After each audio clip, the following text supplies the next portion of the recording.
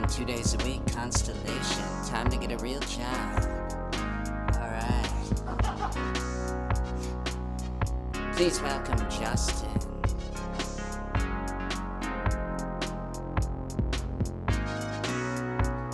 Oh yeah, that's Wes's crotch for a third week in a row. We know what y'all like out there. And it's this guy right here. Tollzar. Oh yeah. Feeling good. Yeah, you might see some macabre. That's right. Beware politicians that are up to nefarious activities. Yeah. You are experiencing the one and only show from Catskill, New York that involves live music during a pandemic with puppetry. Tollzar's discount wisdom for lost lovers, featuring the one and only Sass Boys.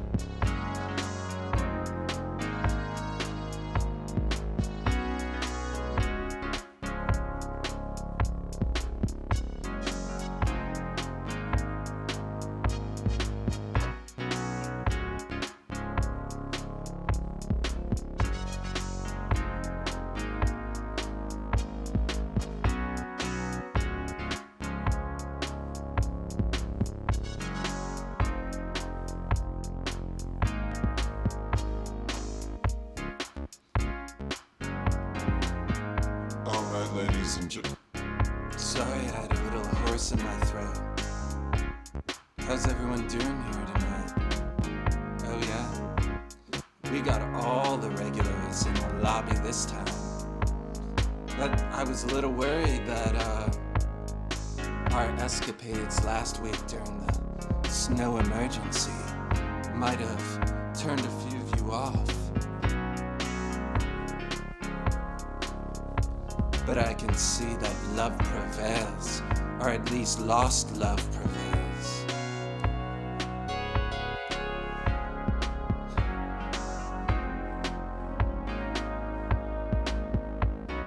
Alright. I'm so ready to get intimate with you tonight, bringing in your biggest unconscious questions that your soul seems to know. You can ask me and get a legitimate, sincere, and humble answer. Oh yeah, we're sassing it up tonight.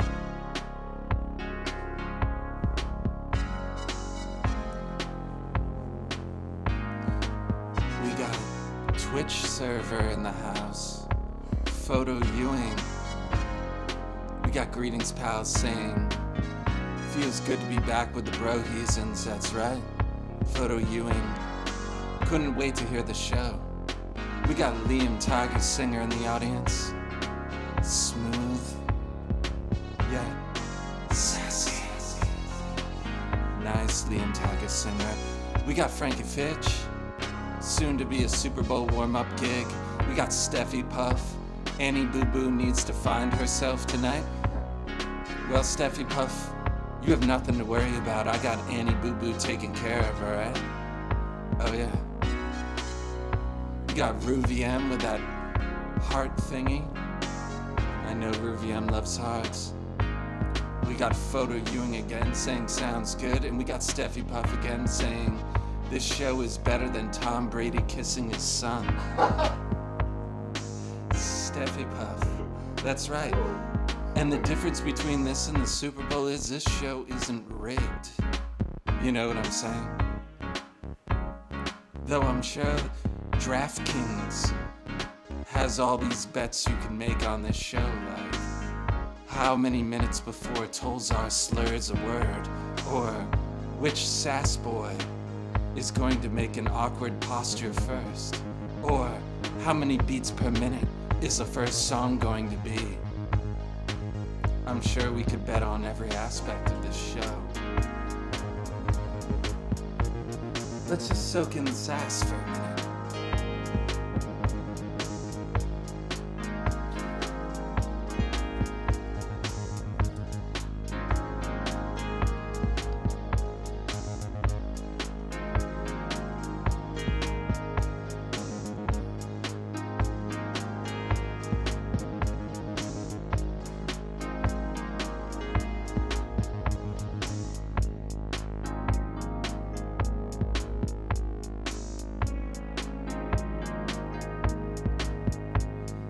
Speaking of Super Bowls, we got a new camera angle for you folks because you know we could add another Wi-Fi old iPhone to the mix because we're not taxing the system. That doesn't make sense to any tech guy I ever tell it to. Here it is, the Justin Cam. Sky Cam. Yeah, that's sassy. He's not doing much on the camera, it's frozen. I think it's just frozen. Well, that's a frozen picture of Justin from up above. And while I try to readjust that camera, I want you to look at both the Sass Boys and their handsomeness.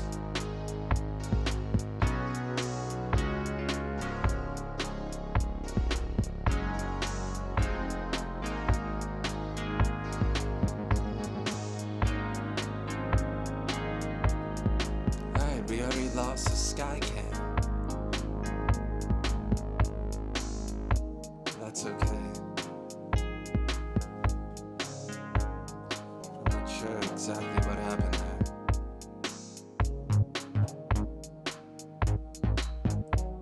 But I am sure of one thing. How it died somehow. That's what happened. Harry Sundown says this has serious 80s Michael Mann vibes. He really knows what to say to get the Sass Boys all riled up.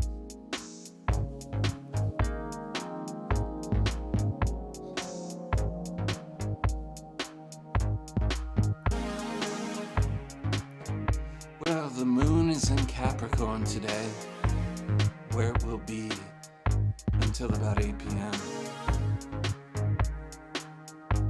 Actually, that's tomorrow. It's gonna be in Capricorn all day. The thing is, I advise all of you to view the first half of your day as a kind of harmonious blending of the sun and Mercury, your ideas coming into a crystallized form.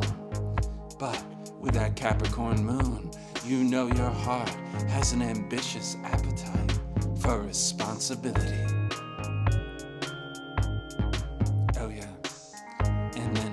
from there, around 8 p.m. tonight, the moon matches up with Mars. Oh yeah, Capricorn, Moon, and Mars. Y'all wanna work all night in a tangible way? You get it done tonight. I'm telling you, from 8 o'clock on, 8:15 I think, we've got that Moon-Mars conjunction, and all of you are gonna wanna take it to heart that you can get the crystallized ideas that have come from earlier today done in a responsible manner. Late night work, folks, right after the show. But isn't it ironic it doesn't start till after the show?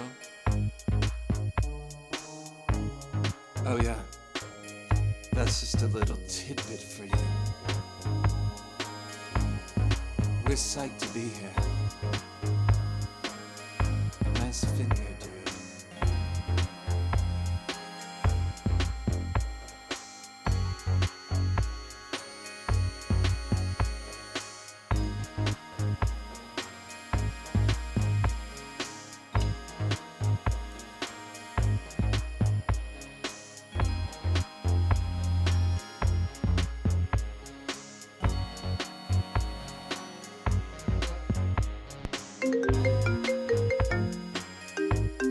We got an early caller. Oh, they hung up on us. Oh, they're calling back again. Let's try this. Caller, you're on the air with Tollzar. Hey, it's Steffi Puff. Steffi Puff. How's it going? How you doing? Yeah. Man? Yeah. Sorry for the lag. I'm doing okay. It's been a while. I haven't checked in with you. I know. It's okay. I don't take it personal. I just feel like only good thoughts towards you. You'd only be calling in if you needed me in this moment and wanted to test my wits. It's true. I'm not sure what I will be testing your wit with yet, but I had a very strong urge that I needed to talk to you. So I think something is like rumbling within me that is just going to come pouring out that you will give me so much wisdom for. I appreciate that, and I will do my best. There's no doubt about that. And I hope not like the 20 chicken wings that I ate last night. I hope that's not what's about to come out, but... You know what? I'm glad you brought that up before we get into it, Steffi Puff, because I made the mistake of thinking you could make Super Bowl food in a kind of organic manner. But the whole thing is cream cheese is cream cheese. So jalapeno poppers in hollowed out potato skins is gonna make you wake up feeling like you're giving birth to a demon, no matter what you do. Yeah, that's been my same exact bodily feeling since yesterday. You know, which was since yesterday I've only consumed chicken wings and blue cheese, nothing else. You know what? I envy you because that has been one of my favorite foods of all time. But Wes, last week, when we had our hour-and-a-half long discussion, we brought up chicken farming and how many chickens it takes to make a dozen chicken wings. I think it was somewhere around 6. Only the world has suffered inflation, and so instead of getting a dozen wings, you actually get 10 wings for the same price of a dozen, which means 5 chickens were sacrificed for your order of wings. And I've got to say, you know what I did last night? I bought drumettes, and then I baked them in the oven and poured my homemade hot sauce over it, and then put crumbled blue cheese over the top of that. Wow, that sounds gourmet. Yeah. We just spent like way too much money on like a B version of your dinner. Did you get your wings from the Avalon Lounge? Because they're not buffalo style, but goddamn, they never fail with the crispiness. No, I wish I did. I'm in Brooklyn, so my friend ordered a place called seafood wings. Oh, really? That's Yeah, tempting. it was. Yeah. It Well, was let a me ask true you this, test of life. Steffi Puff, since So we're that's getting what I mean, intimate. I'm calling it, like, life just kind of flashed before my eyes when I ate that. And I think I just needed to, like, check in with you because I was close to death. Close to death from eating the wings? Mm-hmm. Well, I've got to ask you a very intimate question. Are you ready? Okay, yeah. Do you make sure you order your wings extra, extra crispy?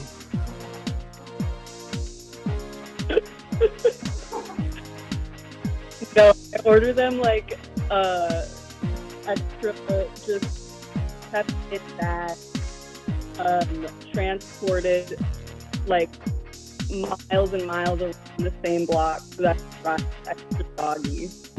Oh, you're talking that rural dialect we love here when there's some technological difficulties. Anyway, what I'm saying is, I will not eat chicken wings with rubbery skin. And I want to know if you are on the same page with me, that it's basically a delivery of crispy skin with hot sauce and blue cheese. But it has meat on the inside, if we're not grossing everyone out right now. I think that's a really good metaphor for what I should expect out of life, but I'm just taking the soggy skin right now and just rolling with it. All right, Steffi Puff, I know what's wrong with your life right now. You don't think you deserve the crispy skin, but what are you ordering from life? I would look in this. I don't need to see your birth chart again. I don't need to pull a tarot card. I can tell you right now from your buffalo wing etiquette that you need to expect the crispiest skin in life. You really do need to know what you're ordering, know what you're asking for from the universe, and only expect the best. And if not, I want you to slap that delivery boy in the face. I want you to tell him, do you like chewing on a condom or something rubbery like that? No, you don't, buddy. And that's not the way I like my skin. I like crispy chicken skin. Am I right or am I right? Yeah, I do deserve it all. What? That wasn't that bad.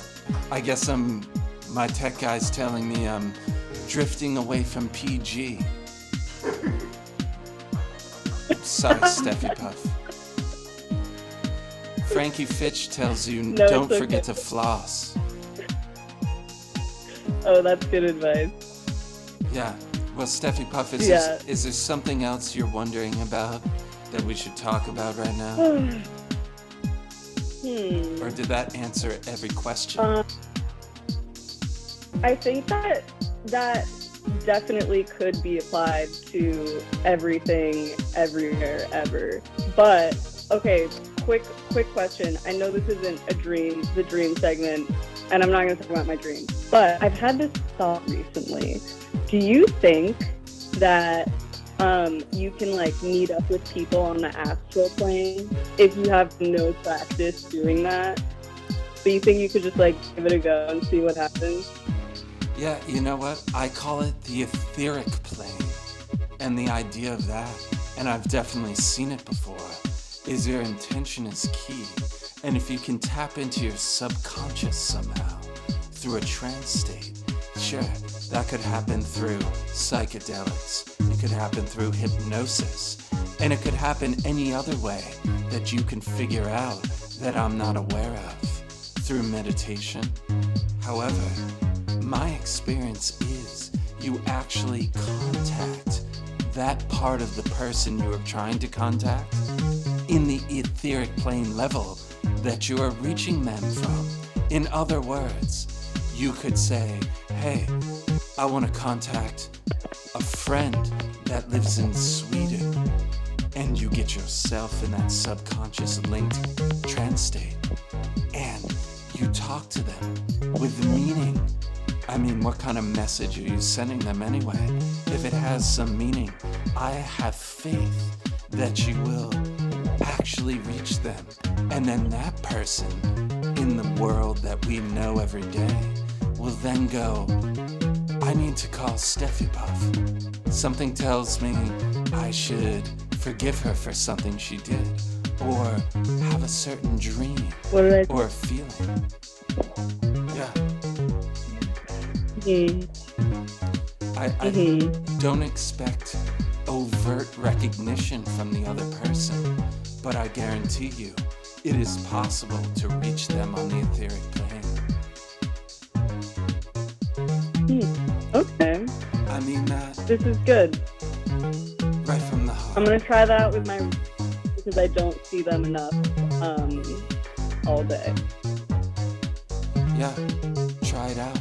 Experiment. I'm gonna try the home first. Yeah. I think we should all be experimenting with these things because we have meta-normal capacities as human beings that have yet to be normalized or understood fully. So if we're all experimenting with this time within the limitations and restrictions we have, we might figure something out for the rest of humanity, for the rest of the time on Earth. Wow. Okay, well, I hope that I figure out something for the rest of humanity in my attempt to astral meet up with Annie tonight. Yeah. Love it, Steffi Puff. Thanks for calling in. Cool. Thank you so much.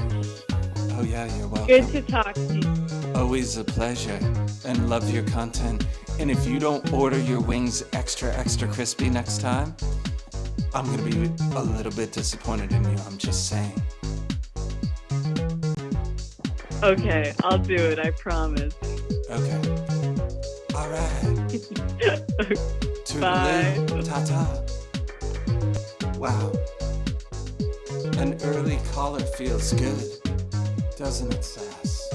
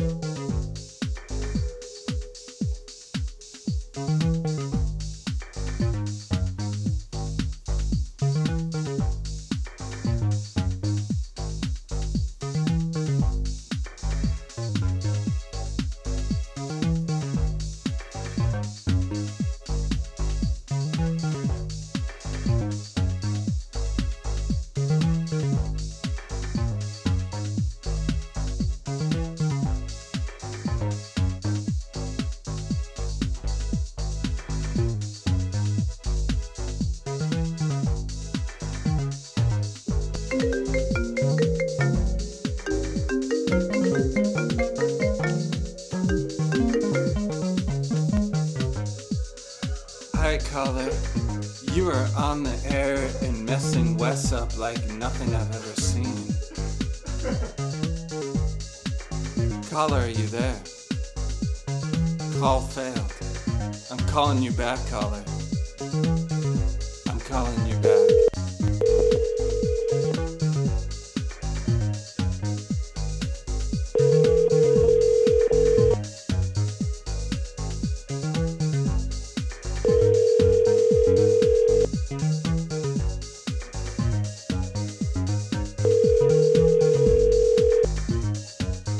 Is that a prank call?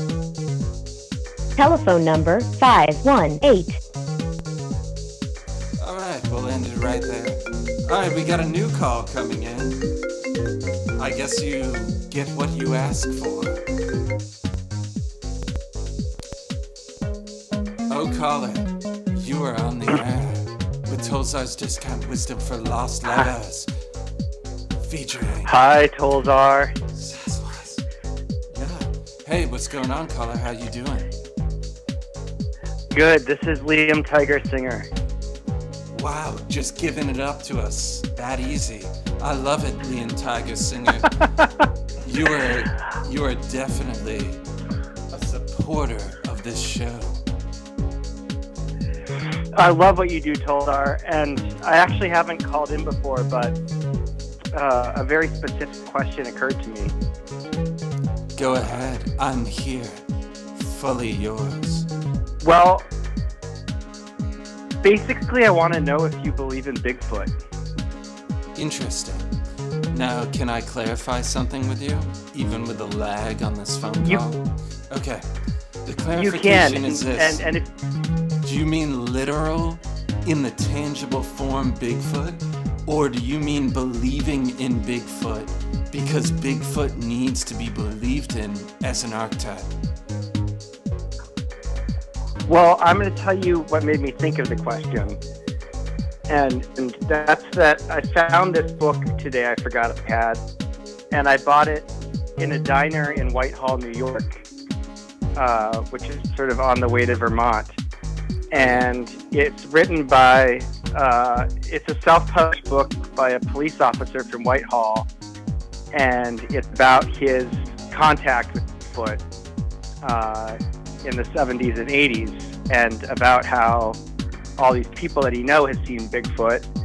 And it's this really sweet kind of matter-of-fact book that's like, listen, I'm not crazy. My friends aren't crazy. We've just all seen this 10-foot tall, 400-pound thing with glowing red eyes that shrieks in the woods. Are you And sure? What I want to know is, do you literally believe in Bigfoot? Okay, that makes it clear. I think maybe those people had seen Nancy Pelosi in the woods. I'm not sure. That's a guess. But I don't know if she was around then. But I'm very familiar with Whitehall. They have that incredible Bigfoot statue over there on the right when you're on your way into Vermont. That's carved out of wood. Yeah, they've embraced being a Bigfoot sighting place now. Yeah. But back in the 70s and 80s, everyone was embarrassed about I mean, what they had seen. I mean, Marjorie Taylor Greene was talking about the other day on her live feed. I'm into that conspiracy. No, just joking. That's Cog's job. All right. No, I think the idea of Bigfoot in general, there couldn't be a better time to bring it up. Because not only have we all forgotten about nature, it seems like, but to have a mystery, something larger than us in nature, seems like the right kind of timing to contemplate it. A mystery, a large mystery in nature. Now, I mean, glowing red eyes, I never got that from Bigfoot. Have you ever been to Northern California? Oh, yes. Yes. You know, as you go on Highway 1 north of like Fort Bragg, and then you just keep going, there's a major Bigfoot thing going on up there as well. Now, I only mention that because I believe the redwood trees imprints on an archetypal level into the subconscious of the people that live there, that nature is large and mysterious. To have that in Whitehall, New York, is very interesting, and I'd want to know the history of it. Now, I'm not saying I believe in Bigfoot or don't believe in Bigfoot on a tangible level. What I'm saying is, I think there's a lot of meaning there, and I'd want to know what the history of Whitehall is. Did something happen there where a natural disaster or something confused the community in a way that made them think that nature's bigger than they can comprehend, making them a hotbed for that kind of archetypal imprint? And so then they actually were able to see Bigfoot because they were conditioned to have their eyes opened. Which brings up a very important point. Maybe we have capacities to see things like Bigfoot in our lives, but we haven't evolved the structures of intake yet. Our eyes are not ready for Bigfoot, and so only a select few that have gone through the right conditions can see it. What do you think of that? I like that a lot. And you know, I'll tell you, this guy sort of ends the book with musing, you know, sort of wondering, because his father had seen Bigfoot and his son also had an encounter, and he's sort of wondering, you know, why is this in my family lineage to see this creature when so many people don't see it at all who live around here. Yeah. And so I think you're really onto something. I think if it's woven into that ancestral lineage and the genetic makeup, it means that whoever has incarnated into that ancestral lineage can rely upon the probability of seeing Bigfoot and learning the lessons that come from that. That ancestral lineage probably needs to cultivate that kind of belief and that kind of sight, if you know what I mean. And so someone who is born into it chooses it because they know there's a good probability that they will be awoken by Bigfoot. Now, let's look at the name Bigfoot, right? Footprints, big footprints. We can say that encounters with Bigfoot, any that have been seen and talked about, they back up the idea that Bigfoot isn't something to be feared. Otherwise, Bigfoot could rip you to shreds. Otherwise, Nancy Pelosi. Otherwise, Bigfoot Pelosi, with their deep red eyes, would just stand there. In other words, what I'm trying to say, Liam Tiger Singer, is that just like Nancy Pelosi, Bigfoot is all about token gestures and not actual action that is backed by strength. In other words, Bigfoot just wants to make the footprint, wants to make the impression. I wouldn't second guess that Bigfoot would wear some sort of African garment during all the protests, but actually not take concrete, tangible action for society. Because Bigfoot just wants to make that kind of political theater impression. You know what I mean? Bigfoot is Nancy Pelosi. Sure, man. It is a footprint in society, but not tangible action. Wow. Yeah. And the Loch Ness Monster, I think we know now, is maybe Joe Manchin. All the players are coming out. That's right. That's right. And we know also. Is this like a lizard people thing? Are we segueing into like a lizard people thing now? I don't know what we're segueing into, but I want to keep going with this. I think Joe Biden is a vampire because he can't bite into the neck folds of Mitch McConnell. And therefore he's powerless against Mitch McConnell. See what I'm saying? We all know from these quote-unquote mythic creatures. That's right.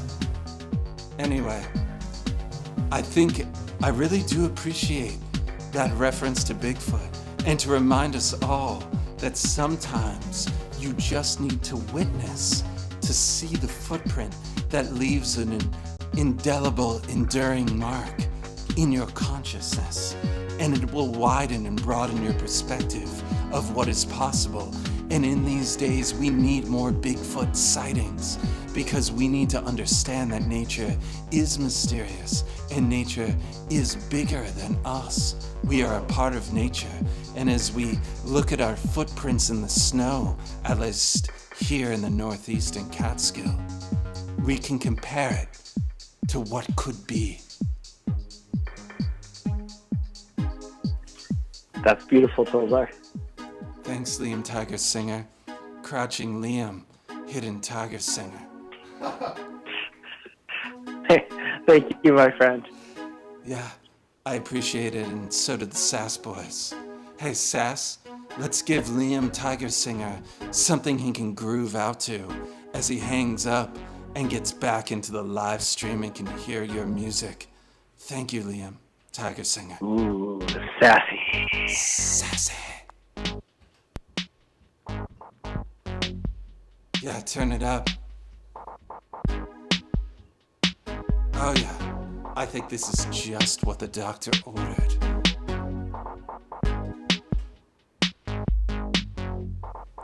Sassy.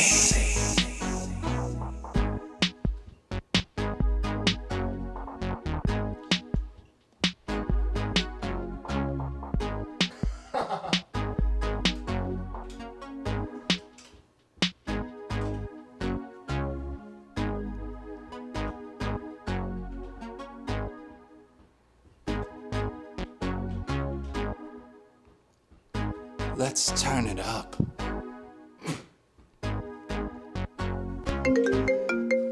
Wow, the phone's off the hook. Am I selling chicken wings on delivery that are extra crispy?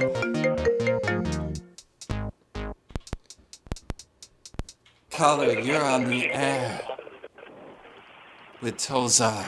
Yeah, this is Brad. I just wanted to say that thanks for nothing, because I tried calling a half hour ago for a turkey sausage recipe, and now it's dinner time, and I haven't got anything made. So I just want to say thanks for nothing, Tollzar. Hey, hold on. Don't give up on me.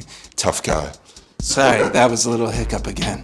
I wasn't trying to intimidate you with some Vocal processing. Anyway, turkey sausage recipe, is that what we're going for right now? I'm down with that. I need you to bear with me here. What kind of turkey are we talking about? Are we talking about tofurkey?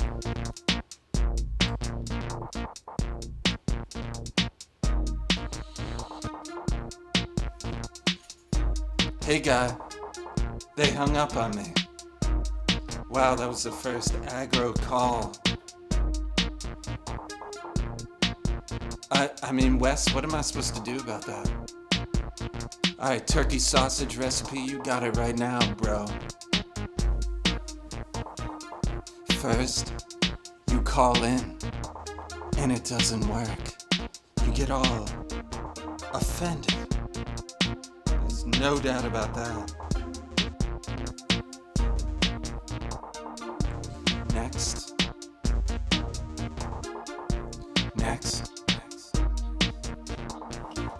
You take your turkey, something that you see in the woods, but you don't have the gumption to actually hunt yourself.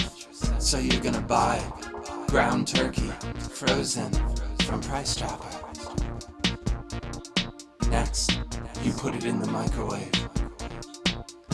Your sausage is coming from a pig. Let's just say it's pig sausage. You take your turkey sausage and you take your frozen pig sausage. As you defrost them in the microwave, you ask yourself, why am I calling a show for lost lovers to learn how to make turkey sausage? Why did I give up so soon? You realize you don't really want to know the recipe, because then you'd have to follow it. Yeah, that's right. Hey, guy, I liked your accent. I know you're tough, but while that frozen meat is thawing in the microwave, I want you to think about what you would do with the energy if you were even able to make the turkey sausage and then eventually eat it. I don't know if you'd know what to do with that energy because you gave up on a phone call, but that's okay because we got the sass and we're not gonna let you down. And we know we're gonna give you that de-thawed wisdom. And you like to digest things that are ground up. Otherwise, you wouldn't be asking me my recipe for turkey sausage, because turkey sausage is processed. Yeah. Alright, buddy. Once you thaw the meat, you make a big ball out of it. Then you roll it in your hands like some Play-Doh. Then I want you to grease up a pan in the oven, and that's like the side of your brain. Then I want you to put some butter on that pan. That's like your brain. And I want you to lube up your thought as you put the sausage against it, resting like you would your head on a puppy dog. Then I want you to turn the oven up to about 579,000 degrees. And I want you to bake that turkey sausage so that it obliterates itself inside your mind oven. And then I want you to apologize to me. It's a pretty simple recipe. It's been in my family since generations ago. Anyway, thanks for calling in. Alright, Sass, that brings us to a point right now where we need to put on a beat and take a little bit of an intermission. What do you think? You ready for that, Wes and Justin? Yeah, I want to fix that can. All of you out there, I want you to enjoy this spontaneous graphic as we take a little bit of an intermission and come back super Sass style. Yeah.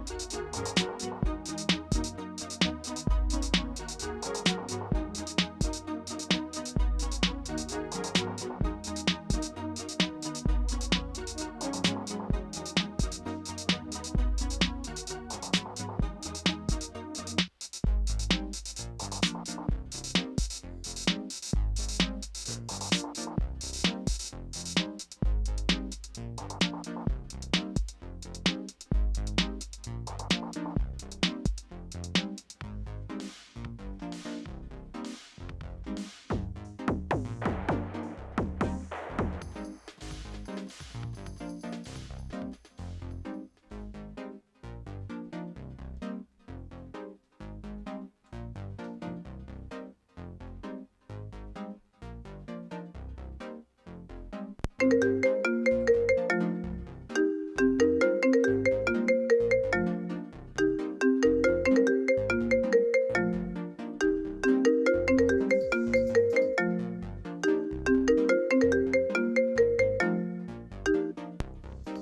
caller, you're on the air.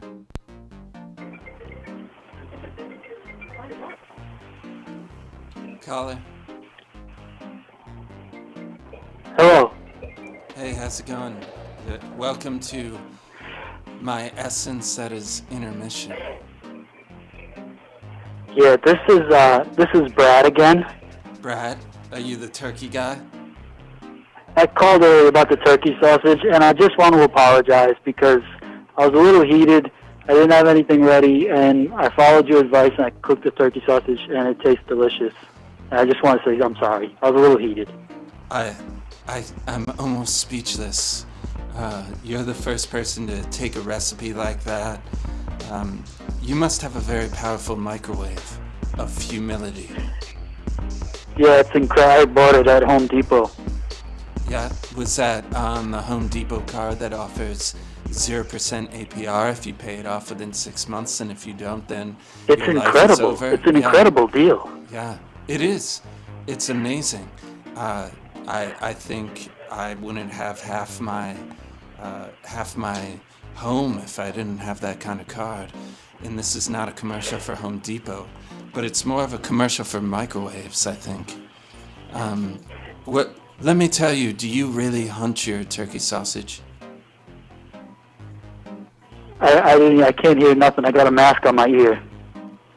Exactly. I think we're gonna get along just fine from here on out. I'm not worried about us. Listen, I appreciate everything, and I gotta go eat my dinner now. I'll call back next week and let you know. I just wanted to say sorry that I was a little heated, and I appreciate everything you're doing. I love the Sass Boys there, and I just like what you're doing, and I think I'd like you all to keep it up. You're a good, wholesome guy, Bobby. Is that your name, Bobby, or Brad? Same thing? No, it's Brad, but Bobby works too. Whatever you want, Mr. Tollzar. Hey, we all work, right? We all have jobs besides doing streaming shows on Monday nights when our bank accounts are empty, right? Yeah. I haven't worked since '93 when I fell off the truck, but most people work, so that's all good. But anyways, I'll see you next week, okay? Love you. Yeah, I love you too, Bobby Brad. Wow. Bobby Brad, folks.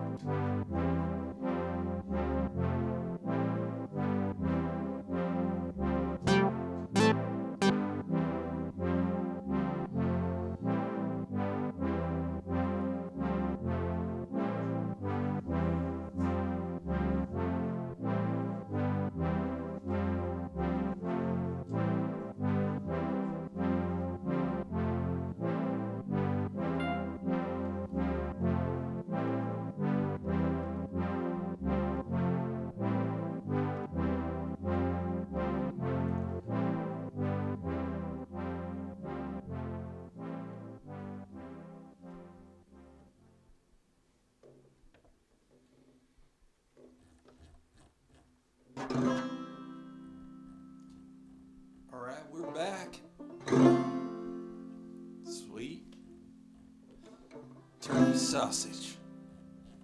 We are back in business, folks. That's right.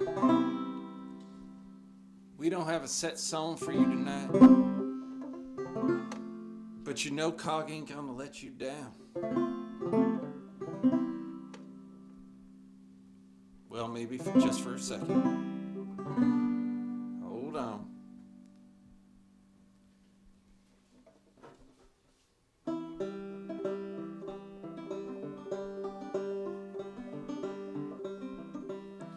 All right. Welcome back, everyone, to another edition of Cog's Politics. And I gotta say, Wes on the banjo right there. Tollzar really kind of took the momentum. The wind beneath my wings.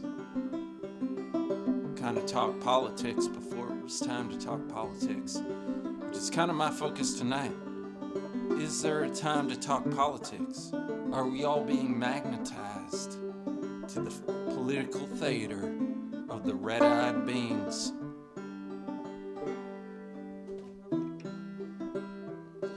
I actually think right now I'd like us all to put a inclination out there to send our manifestation energy out into the world to get help to people that need that help right now.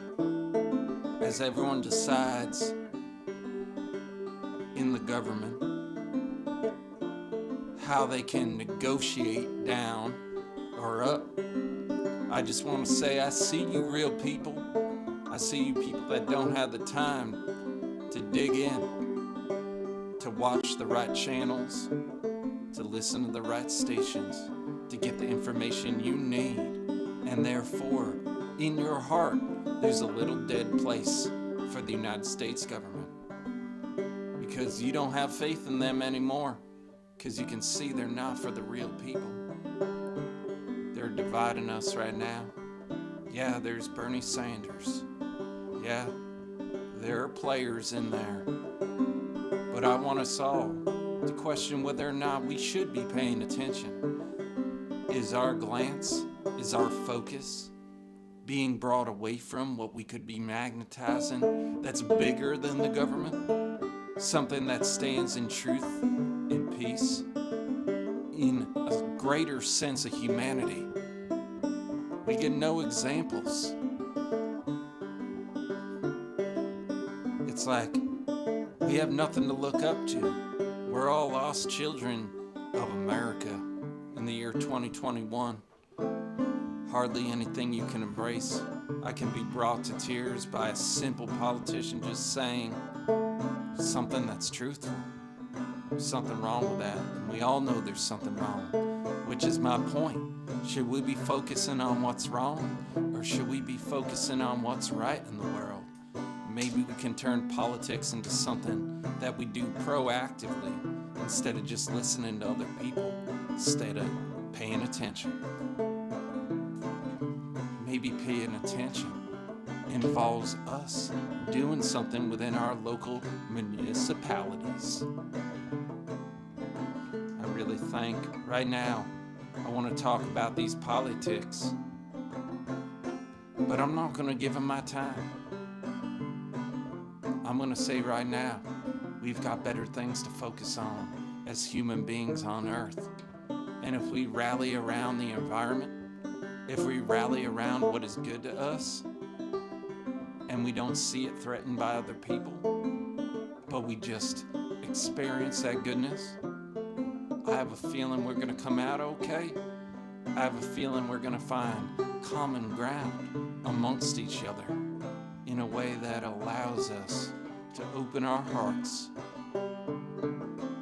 that allows us to stand in our truth instead of being taken and pulled off course by whatever media outlet wants to sensationalize and divide. I'm talking to you right here. You who thinks you know what you're talking about. Question it one more time for me. please, one more time, give your heart a blank slate to work from. Let politics come from your heart and your actions within your communities. Let's reshape what we think politics are. It's not a spectator sport. Anyone else think Matt Gaetz looks like a cartoon character? Looks pretty whacked out.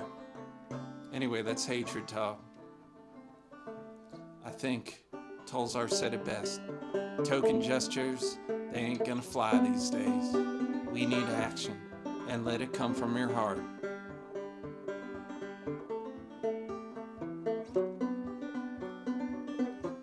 Thanks, Wes.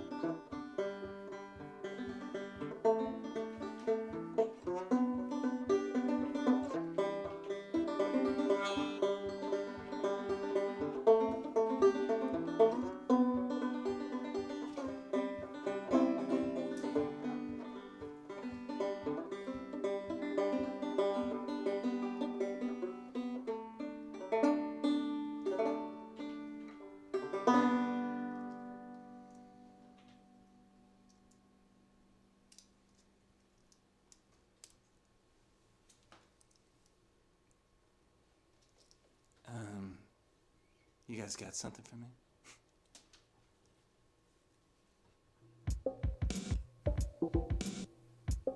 Nice.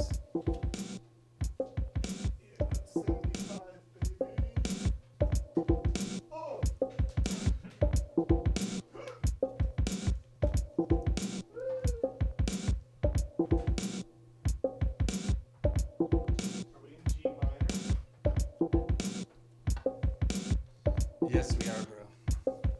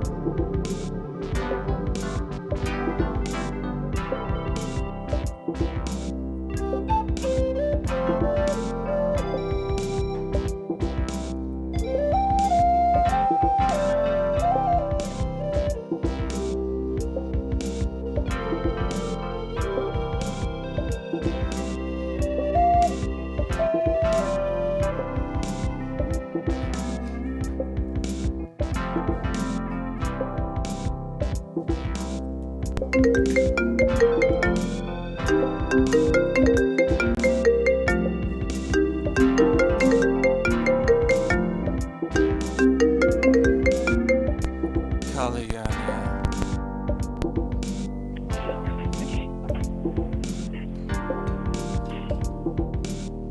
Kali, this is your moment of glory. Hello. Oh, I think I know who this is. It's been some time, hasn't it? Happy New Year, Tollzar. Yes, Happy New Year. Has it been that long? Look I'm what pretty sure it has. it is. My graphic! Yes, your graphic. Check in with Keeta time, folks. Check in with Keeta. Yeah. Yeah. Tollzar, how have you been? Bear with me.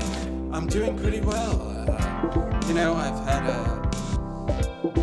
financially rough go of it, but so that's what February's for, right? To remind us. To remind us of how poor we are while we scream into the void during tax season. Yes. Keeta, but hold on, I'm getting ready. Let me switch to the Sass Boys. I forgot I was in that camera shot, so it revealed my backstage practices. Okay, here we are. Hold on 1 second. Bear with me. Hello, Sass Boys. Yeah, Sass Boys. Yeah, Keeta, we're back. We're back and ready to rock and roll. There he is. There he is. Yeah, I'm trying to turn it down, guys. I don't know what's going on here. We've got some audio. Oh, I might. Hold on, you're good. Keeta, that's up to us. You see, that brings up a good point, Keeta. Because we've been meeting pretty much on a weekly basis to talk about how poor we all are and how we need better equipment. We have such hodgepodge equipment to make the show go round, and somehow we do it every week, that we're gonna have to do a fundraiser at some point to get a real audio mixer, because somehow it's really tough to do everything that I'm doing and my tech guy over here is doing at the same time. Anyway. That's a great idea. I will fully support that when the time comes. Well, Keeta, can you in one sentence describe how you're doing right now? Not in a fake way, but in a real way. I feel like I can do that. So in one sentence, I would say I am at a very transitional / reorganizational point in my dear life here. Yeah. So that's pretty good for the Capricorn moon that's going on right now. And Is that what's happening? Yeah, we've got a Capricorn moon and it's moving into Aquarius tomorrow evening, where it's going to be for about 2.5 days. And that describes... No wonder I've been all business. Yeah, but you're getting your ducks in order, so to speak, right? Yes, I was on a unnamed evil website that should not be mentioned, looking for office supplies and deleting emails and coming up with like a new schedule, fixing my calendar, just all that boring stuff that I usually hate doing, but every once in a blue moon I indulge myself and just really get at it with the office supplies, man. Oh, God, I love it. Yeah, I mean, let's talk about that for a second, Keeta. Using evil services like places that don't make crispy chicken wings, we've already talked about that tonight, and other having to use platforms and services that you don't 100% agree with. How do you reconcile? I have to. Because I had to for the better part of this past year, because my leg was broken. So I was very easily able to be like, I can't leave the house or go to the store, so this is what I'm doing. and living in rural areas most of my life, we don't have delivery services. We don't have a lot of options. It's like, all right, everyone goes Walmart because it's the only store in town. Like, what do you want from us? Yeah. I think it's an important So it's thing. mostly an excuse, but a valid excuse of accessibility. Accessibility. That's right. Systems in place. And what good is it making people feel guilty for using systems that are inherently evil, but there are no other systems to provide what they need within their community? Exactly. If I could go to an office supply store locally that had what I needed and was open, I would. But that store does not exist anymore. And it probably won't because of how much it would Because the cost to website I operate. use. Yeah. Yes. Understandable. Do you think, Keeta, that you can transmutate that energy of that quote-unquote evil store? Do you think you can put it to good use? I think that I do. So on that evil website, there is an option to donate part of every purchase towards an organization. It's only like 5 cents per dollar or something, but it's something. So every time I do shop on that website, at least some of my purchase does go directly to a girls' club down in the Bronx. So I donate to, empowering young women. I like that. I think that... So I try to be subversive with my purchases in some way, if I can. Yeah, I mean, I'm sure only 3 cents out of that 5 cents goes into the CEO's pocket. So giving your 2 cents to a girls' club down in Brooklyn seems like the best you can do right now. But that's okay. That's the way their organization is set up. I'm giving the money. I'm doing what I can. Yeah, I know. You know what? Keeta just brings up this thing for me. Charity. And what does it mean? And this is the kicker, right? How is it that I hide from my abilities or laziness? I don't know what it is. In order to give to charity, I only give so much when I know that I could give much more if I put the kind of creative energy that I put into my art into charity. I could find ways with my limited means. Now, if I gave to generic systems, most likely I'd be receiving that money back through those systems because I make that kind of money. But I'm just saying, how do we challenge ourselves to get creative about how we give? I find that a lot of times the best thing that I can do charity-wise and community engagement-wise, and this is something I've, always been a part of, just makes me feel good and makes me feel like I'm doing something worthwhile. If I don't have money, which I usually don't, I donate time. I just give time. Yeah. Yeah. I feel like that's valuable. I know, and what's that kind of return that happens? I think this is another aspect of charity that people don't talk about. The feeling it gives you and the momentum for doing something. Is it like that kind of, is it like an act of copulation? Is that the right word? I don't even know. I'll ask my tech guy. Is that the right word? But the idea being that you're done with it and then you kind of feel satisfied, good, hopefully. But it's not, it says nothing about the future. I feel like it does. I feel like when you donate your time or you're there like in person doing whatever task needs to be done at whatever organization you decide to do it at, the return is you can see the progress that gets made. You can see the effect that your actions have directly on the organization and on the people that are being supported by that organization. So that's kind of what I meant by it makes me feel good. I can see the impact of my actions in a positive way, and I enjoy that aspect of it. Yeah, I feel you right, yeah. I do. Also, I love having secrets. So, like, secretly donating and, like, secretly, like, being a part of, like, something and, like, not having anyone know, like, what I'm doing or that I did something for someone. Like, I don't, like, do things and post about it all over the internet. I just do things. No one ever knows who did them. Like, I like that. Yeah, I'm right there with you, Keeta. I think... I love secrets. Hold on, Wes wants to get our attention. Can you ask her how she builds social capital then? Okay, so Wes wants to know how you build social capital. What, if I don't announce my good deeds? Is that what he means? Yeah, I think Wes really wants to wear a superhero suit out in the community right now, which is basically consists of a Speedo.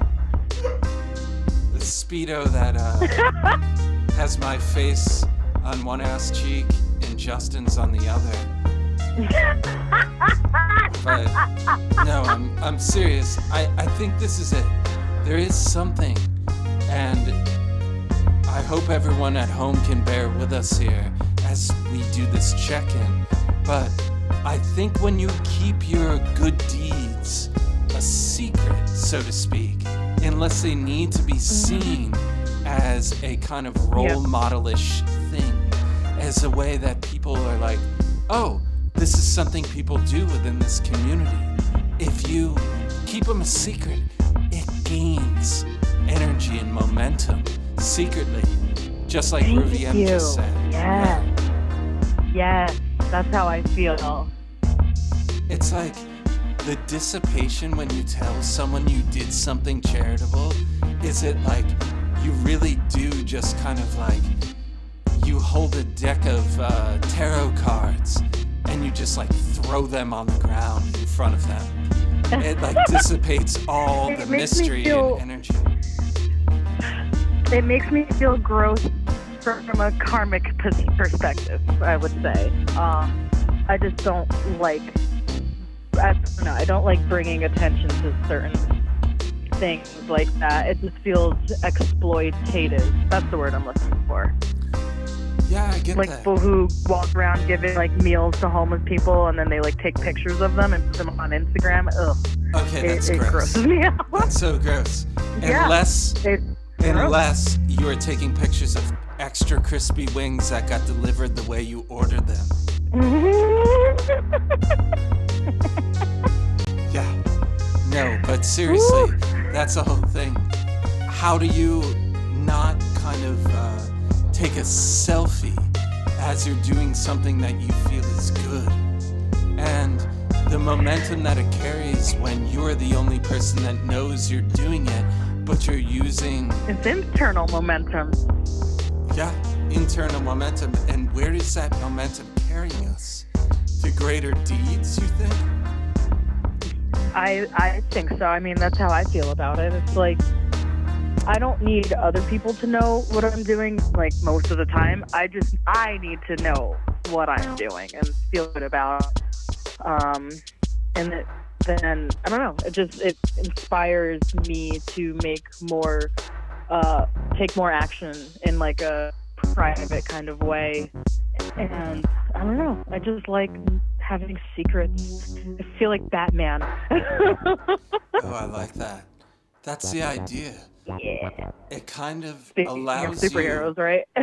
Doesn't it allow you to become something greater than what the public has told you are in your past history? That you can recreate yourself in the shadows like Batman and come out the shadows and kick some ass.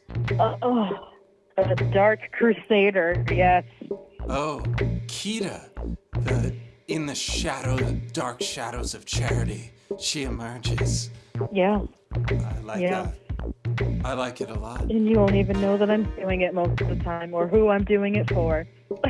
Can I ask you a very that's the beauty personal of it. question? I just do it. Can I ask you a personal question, I suppose Keeta? so. All right, you don't have to answer. Do you allow yourself to receive good blessings from those around you? Are you in a good position to allow yourself to receive the kind of charity that you offer to the world? That's a great question. And for probably the first 2.5 decades of my life, absolutely not. No, never. But a really close friend of mine, a few years ago was like, you do so much for so many other people and like your family especially, but like someone needs to do this for you. So like, I want to do a nice thing for you. And I was like, I don't want it, blah, blah. And I like fought with her for a while about it. And then finally I gave in because I was like, why don't I think I deserve what I give to other people? Yeah. Keeta, I can tell you right but now. I do. I know. You receive it in the ways that other people feel. I imagine that they're offering it to you. You're able to offer it at face value. But there is one thing I want to remind you of, that, like the Ace of Cups teaches us, the ways you allow yourself to receive love will be in direct relation to the ways you allow yourself to give love. And I bet you, when you allow yourself to receive more, you're going to allow yourself to give more to society. Wow. I think I can feel it in you. You're a strong person. We all know this from our conversations. So, what it is, that is the advice that I give, is simply this. You can be strong, you can give, you can continue giving, but if you kind of... Oh, they've got a nice groove here for you. Wait until you hear the highlights, see the highlights, experience the highlights on our YouTube channel. Everyone go there and follow us, please. Anyway, Keeta, if you see how that allows you, the more experience you have of receiving, the more empathetic you can be in giving, the more powerful you become. And you don't have to talk about it. It's just the same format. Just stop talking about receiving, but look at the person in the eyes, or accept what's given, and have the framework that this is all part of the process of being able to give more. And when you see the flow, how one flows into the other, I have a feeling you're gonna be even more powerful as a giver. I love that. I love that for me. Experiment with it. Being more open to receiving in order to be a more powerful giver. Wow. That is brilliant. Yeah, if you see it that way and you taste it, you're not the kind of person that just takes something on the etheric plane for granted. You have to see how it practically applies to your life. I know this about you from checking in with you. And I can tell you this, Keeta. You will find momentum in that when you see that one is feeding the other. It's circular. It's not circular logic, but yeah, it's circular. It's like a mandala of giving. Ooh, I like that.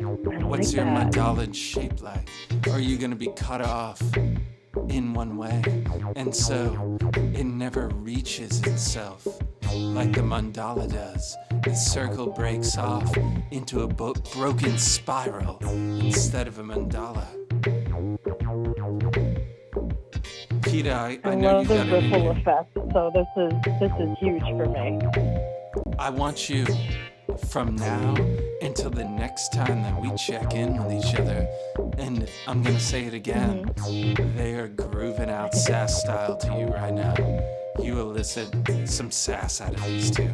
Anyway, from now until the next time, I want you to practice receiving so that you can see and experiment on a very practical level of the direct relation between receiving and giving. That's a deep assignment that I will take on wholeheartedly. And if if you feel like you're failing, Keeta, just remember Wes in that Speedo. Out there in life. One butt cheek with my face, one with Justin's. Trying to show everyone... And the cape. Yeah, and the cape. Trying to show everyone what's good about the world. But you gotta turn the other cheek sometimes. And therefore, Justin's gonna go into oblivion because we know what cheek he'd show, don't we? Show, don't tell. That's one of my mottos. And you can do that with receiving too. Yeah. I think this has been good, Keeta. What do you think? Wow. Oh, I always have such clarity when we speak. This was, wow. This was life affirming. I love you, Keeta. I'm so glad you're out there. Me too. Are you in New York right now, or are you somewhere else? I'm somewhere else. I thought so. Well, it's good to talk to someone outside of Greene County. Out in the wild. Out in the wild, friend. Well, I hope we can do this again soon, and you can report back Absolutely. on how that worked for you, being the Ace of Cups. I am going to practice this on a practical level and take notes and report back to you. Yeah, love it. All right, lady, I'm gonna let you go. And I want you to listen to this kind of music that was going on, because they're sassing out. I'm going to catch it in the recap, don't you worry. All right. Bye-bye, Keeta. All right, bye. Bye, everyone. Toodaloo. They're waving. They love you. We love you. Love you. Love you. Receive that love. Bye. All right.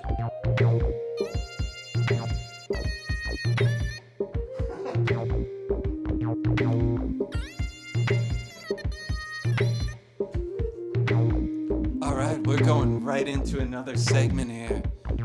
We're doing Astro Live. And yeah, no one's been knocking on the doors these days. But you know, that's how we gotta roll.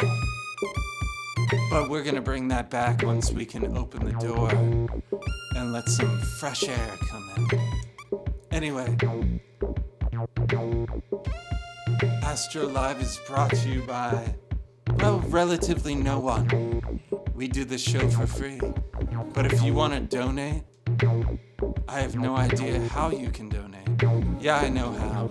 You can buy some subscriptions for people. Anyway, also, please, everyone that's listening, watching, experiencing, can you please tell friends about our YouTube page? Get people to appreciate all the highlights that Wes has been making. Get them into the culture. Let them know that this is a serious show with serious consequences. Anyway, Astro Live begins. Alright, this is a chart for Annie Boo Boo. Annie Boo Boo. Hey, Annie.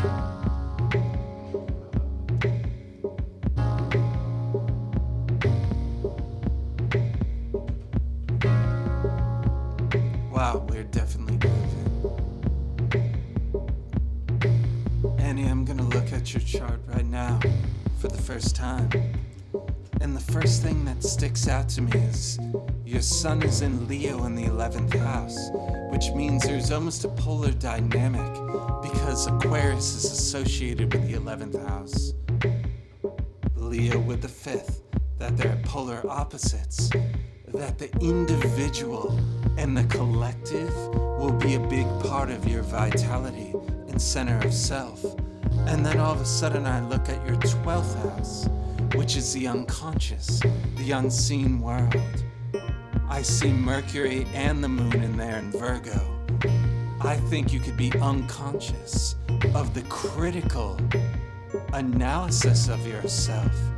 You really need to be paying attention to how you bring those unconscious self-criticisms into your body, into your life, how you absorb them. Also, your emotions, your thoughts might not be seen by everyone. It may be that you could be unconscious of what your emotions are sometimes, and therefore you want to scale back on who you are, but you're a Leo, so your lesson is learning how to be bold and forward within groups, because it's the 11th house, to have other kindred spirits see who you are. Now, let's move forward even more. Your 5th house, your 1st house, your sense of identity, self-identity, has the North Node and Chiron, both in Libra. Annie Boo Boo, I'll tell you this. With a North Node in the 1st house, we can already say that it might be uncomfortable for you in this lifetime to assert who you are, to be a leader, to be direct. With Chiron there as well, we're talking about past wounds that might be there. Not to get too heavy with you, but I want to be honest with you. This all being in Libra only accentuates this dynamic of you as an individual and you seeing eye to eye with others. There is a general overcoming of wounds that need to be strengthened over time by understanding those wounds are there, to bring your conscious energy to a point of strengthening. Over time, these will be the things that you show people indirectly. Have faith in who you are around people in ways you can't even see yourself. You're an influencer, not in the Instagram way, but in the person-to-person way, in the eye-to-eye way. And yet, look at this. Saturn in the 7th house. Eye-to-eye relationships. In Aries. That only emphasizes to me more that you might feel a limitation or restriction in one-on-one relationships, in interpersonal relationships, in being the leader, in being yourself. That your relationships seem to draw you into patterns that might inhibit you. I can tell you this, Steffi Puff.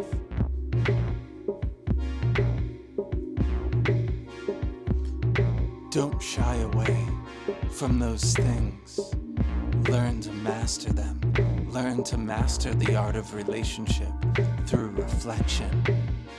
Learn to be yourself, boldly, warmly, regally, in front of groups of people. Your ideas are transformational. The ideas of your mind. Pluto in Scorpio in the 3rd house. Maybe they need to be shared. Generationally, you have Neptune and Uranus sandwiching the cusp of your 5th house. To me, that seems as though there's even more of an emphasis on creative expression, on procreation, on offspring. If you decide to have children, if you can have children, if you want to have children, they may be a bit unorthodox, and you might find that you need to set an example with them in who you are yourself. Instead of telling them what to do, you need to show them through your actions. Yowza. Is this too much, Steffi Puff? It's crazy town. No, Steffi Puff is commenting in. I know it's Annie Boo Boo. Thanks, Wes. I appreciate that. But Steffi Puff has been commenting in chat. Yeah. I don't mean to get heavy, Annie Boo Boo, but I can tell that you should have a boldness in relating in the world. Your sense of ambition and growth, the tree that bears the fruit in society, hangs that fruit over communication. That's right, she speaks through you, Steffi Puff. Annie Boo Boo, have faith in the way you communicate that you can't see. Have faith that even though you don't understand your emotions, and they have sometimes, and that they have an influence on people, it doesn't mean that you should shelve those emotions or inhibit them or hide them. It's about mastering them, to understand that you deserve to lead in this world. Yeah. Sass it up. I hope that can help. Any Boo Boo.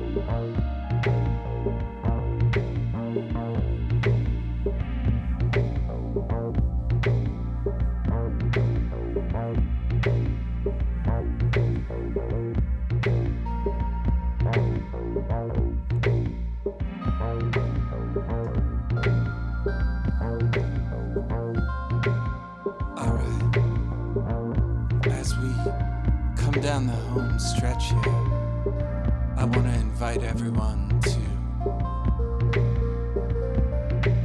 call that number. It's time for Young and the Restless. Dare to dream. I want you to call in and we can talk about your dream. We've only got about 10 minutes, so don't hesitate. I know you've all been having powerful dreams. Everyone I talk to has.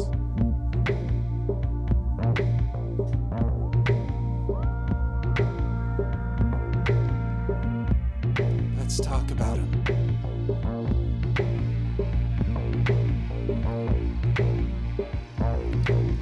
Let's make turkey sausage out of your dreams.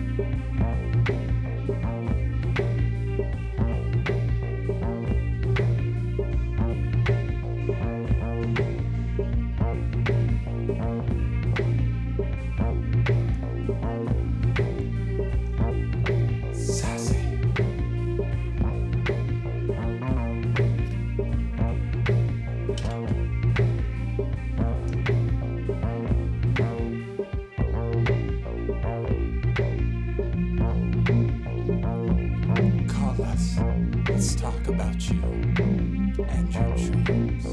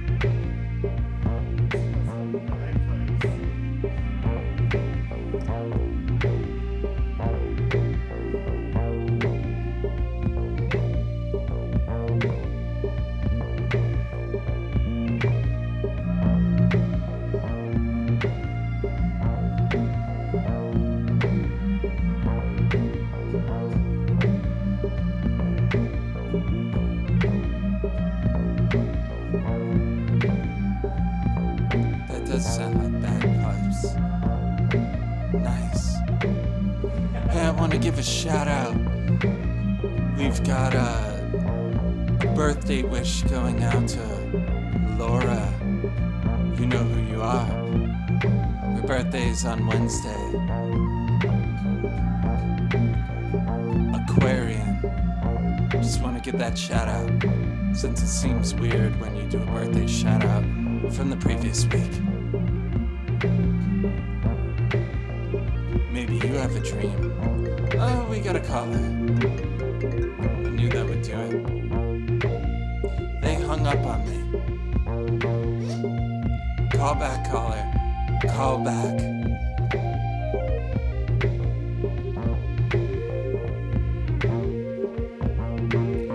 These beats are so good.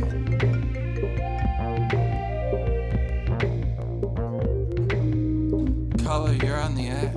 Hello. Hello there. Hey, Tollzar, it's Annie Boo Boo. Annie Boo Boo, how you doing?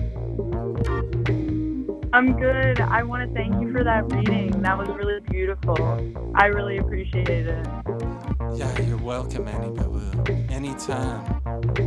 I know this segment is about dreams, though, and I didn't want to divert from that.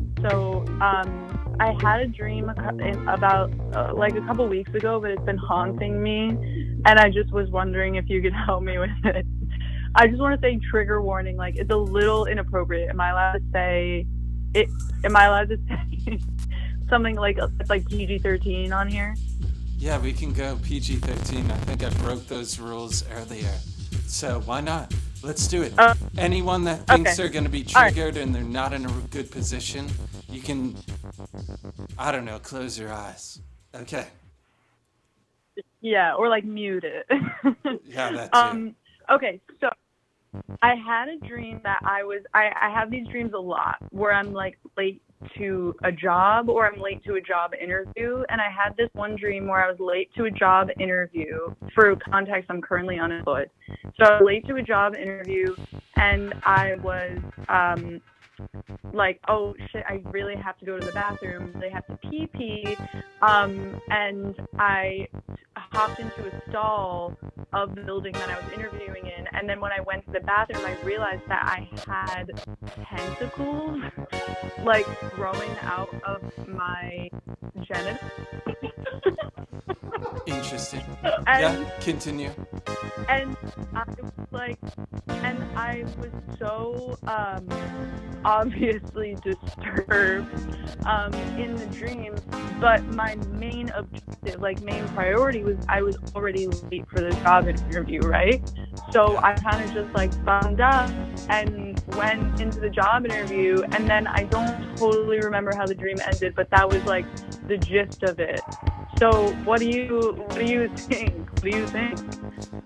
Can you describe how the tentacles were coming out of your genitals? Okay, yeah. So they were really like thin, almost like membraney, like not like thick octopus tentacles, more like thin, like, you know those like fish at like the bottom of the sea with like those like kind of like antenna that like glow. Tilapia? It was like that. Fish and chip tilapia? No, I'm just joking. Yeah, Yeah, tilapia, okay. yes. Okay. That's Okay. exactly what tilapia looks Got it. like. No, but it's like a thin, stringy, maybe 4 to 6 tentacles coming out of my. How many? Quite frankly. If you my had to vagina. guess, how many tentacles? Let's split the difference. Just say 5. Okay. Around 5 tentacles. And whereabouts, if you don't mind me asking, were these tentacles coming out? Right in the middle of your They were genitals? It was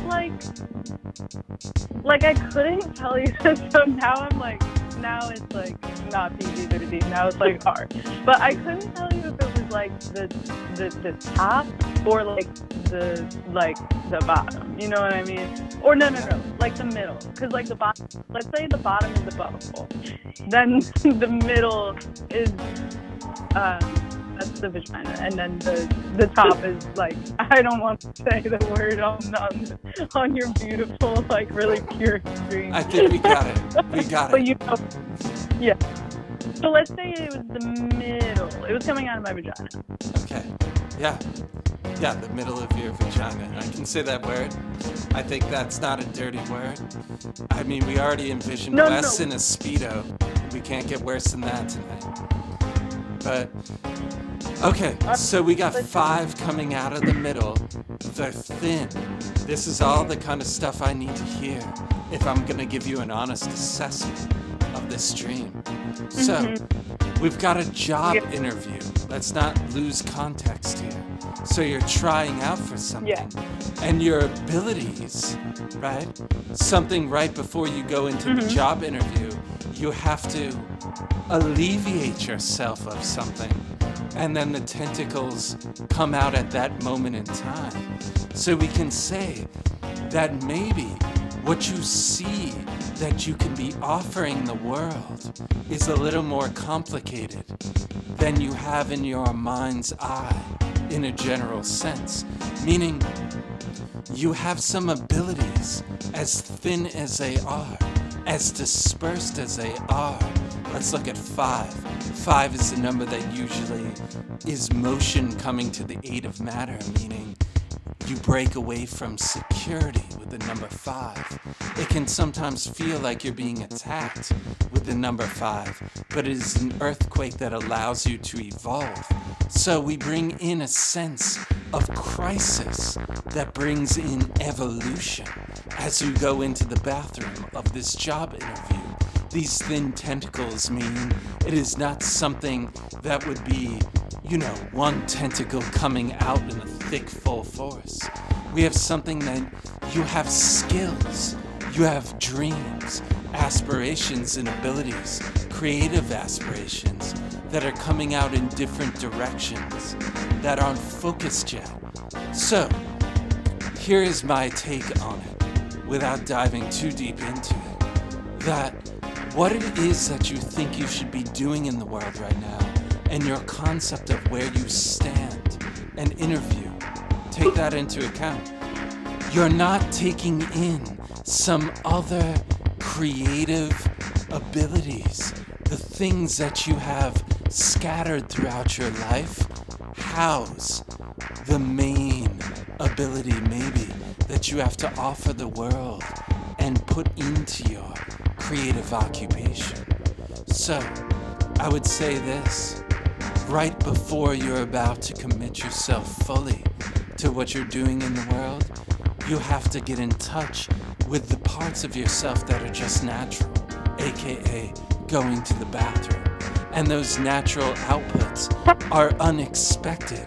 They're parts of yourself that come out maybe when you go to the grocery store, maybe when you're singing a song, maybe you have elements of being a singer, maybe you have creative inputs everywhere in your life that you just haven't gathered and harnessed yet. So they seem to you in your subconscious mind a bunch of thin tentacles. I would be looking at the strengths that show up every day in everyday natural activities and trying to write them down maybe in a journal and see if there's anything in there that is common, that you can harness, that you can take into. I know this is going to be PG-13, but maybe there's a balance of taking in your output that is scattered in these thin tentacles and making one tentacle that comes out of the middle of the vagina, other known as the masculine creative. And this is purely on a symbolic level, but maybe you need to hone in those creative abilities. And then when you go to the bathroom, there's a clear stream of what you... All right, Wes, that's enough potty laughter. I'm trying to help this human being. You get my drift, though, Annie Boo Boo? I would be keeping a journal. I do really see that, and this is like, you actually are you're very astute. I'm sure Philip told you this before, but for real, I put it in the chat, and you did glaze over it, but you gotta announce your Venmo. Everyone's got a Venmo you like 5 right now, because this is some real shit that you're offering up for free, alright? You're not... I appreciate that, Annie Boo Boo. I think we all appreciate that since we pay to do this show. But we haven't squared away a Venmo that'll work. Therefore, I got a day job. And I'm going to start working a day job for a paycheck during the week. And then I'll run this shop on the weekends. And then I guarantee you, after working a day job 3 days a week, I'm going to be posting that Venmo number up here right over Wes's face whenever we cut to him. He's gonna have our Venmo number on the back of his Speedos next time we do the show. And I really appreciate you pointing that out. And everyone can help us out by following, subscribing, going to the YouTube, subscribing. And I think we got a PayPal. I don't know. We do. We have a PayPal that you can... In the About section, you can donate to the PayPal. Oh, okay, great. All right, then I'll go do that. You have a lovely night, Tollzar. Thank you so much. This was awesome. Yeah, I know. Thank you. Thank you for everything, and I hope those tentacles get into order. And I have total faith in you. Oh, me too. Thank you. I appreciate it. All right. Have a great... You too, Annie Boo Boo. Bye now. Wow, guys. We're at 8:05. That was pretty good. That was a good Young and the Restless. Well, I think now we're going to wrap it on up. Because like I said, I've got a day job. And I've got to get up early as hell tomorrow morning. But we love all of you. We hope that you could have excavated something helpful for your life out of this free show. That's why it's called Discount Wisdom. We're gonna leave you on a sass note.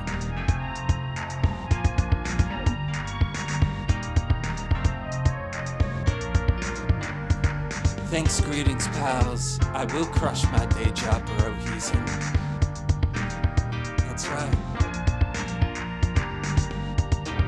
I don't think Wes looks like an ant tonight, but greetings, pals. If Wes could look like one of your relatives, what relative does Wes look like tonight?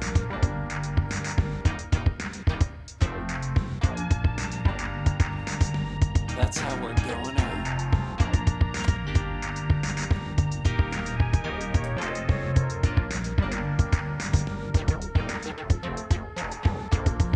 Greetings, pals is thinking.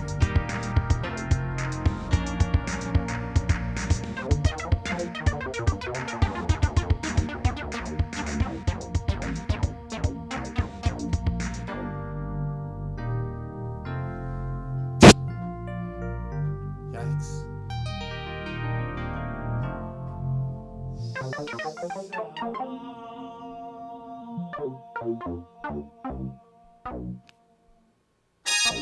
Strong Ben E vibes. Good night, everyone.